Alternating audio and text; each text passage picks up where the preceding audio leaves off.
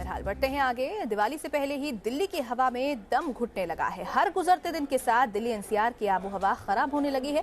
जानकारों की माने तो आने वाले दिनों में स्मॉग का खतरा और गहराएगा, क्योंकि पंजाब और हरियाणा में जमकर जल रही है पराली और दिल्ली में हवाओं ने अपनी दिशा भी बदल ली है। दिल्ली की हवा में घुटने लगा दम। दिवाली से पहले दिल्ली की हवा में घुला जहर। प्रदूषण बढ़ने से रेड जोन में पहुंची राजधानी। पराली का धुआं बना सबसे बड़ी परेशानी। सांसों को फुलाने वाला धुआं राजधानी की हवा में घुलने लगा है और इसके साथ ही बिगड़ने लगी है दिल्ली एनसीआर की फिजा भी। हवा में घुले जहर का असर भी साफ नजर आ रहा है। दिल्ली में लोगों को सांस लेने में परेशानी होने लगी है।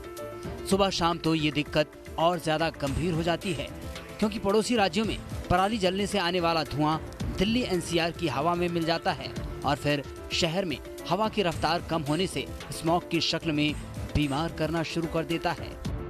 दिल्ली के आसपास के क्षेत्रों में हवाएं बहुत कमजोर हैं और कोई निश्चित दिशा से नहीं बह रही हैं। हल्की हवाओं के कारण जो दिल्ली में गाड़ियों का धुआं का स्मोक है, जो लोकल फायर है, जो बिल्डिंग का कंस्ट्रक्शन का काम हो रहा है, उसके धूल के कारण, ये कारण है जो दिल्ली में प्रदूषण को बढ़ा रहे हैं। सर्दियों ने अभी दस्तक ही दी है कि दिल्ली एनसीआर में प्रदूषण का स्तर कई गुना बढ़ गया है। प्रदूषण बढ़ने से राजधानी रेड जोन में पहुंच गई है। रविवार को ज्यादातर इलाकों में हवा की क्वालिटी बेहद खराब दर्ज की गई।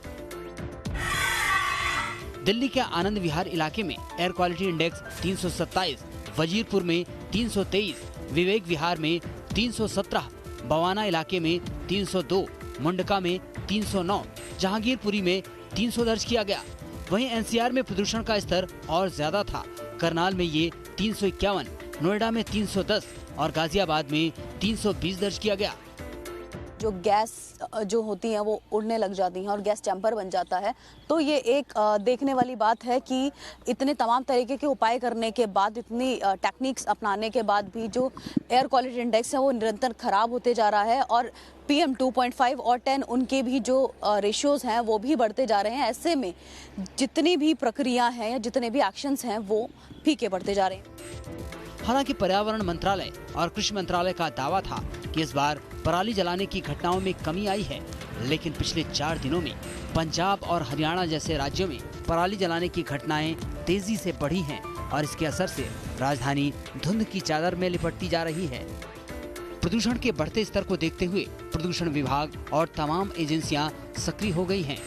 आशंका जताई जा रही है कि 15 अक्टूबर से दिल्ली में हवा की क्वालिटी बेहद खराब हो सकती है, यानी दिवाली से पहले ही दिल्ली में सांस लेना मुश्किल हो सकता है।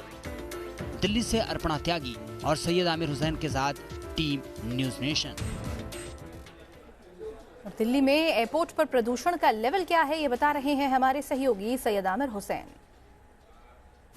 दिल्ली में प्रदूषण का स्तर लगातार बढ़ता जा रहा है। इस समय हम एयरपोर्ट के साइड में हैं और यहाँ पर भी लेवल अब बढ़ चुका है। अगर दिल्ली के ओवरऑल दिल्ली की बात की जाए तो 200 के पार PM 2.5 पहुंच चुका है। वहीं PM 10 जो है वो भी करीब 200 का आंकड़ा पार करते हुए दिखाई दे रहा है।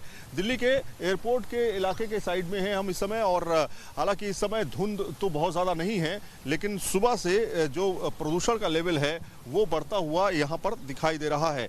आप अगर एयरपोर्ट पर या कहीं भी अगर आप हैं, वहाँ से आप अपने प्रदूषण का लेवल जो है वो चेक कर सकते हैं मोबाइल पर शहर के नाम से एक ऐप है, सफ़र के नाम से एक ऐप है जहां पर आप देख सकते हैं कि एयरपोर्ट का जो T3 का टर्मिनल है वहां पर जो PM 2.5 है वो 302 तक पहुंच चुका है, जो कल का थोड़ा कम था, लेकिन इसमें अब लगातार इजाफा देखा जा रहा है।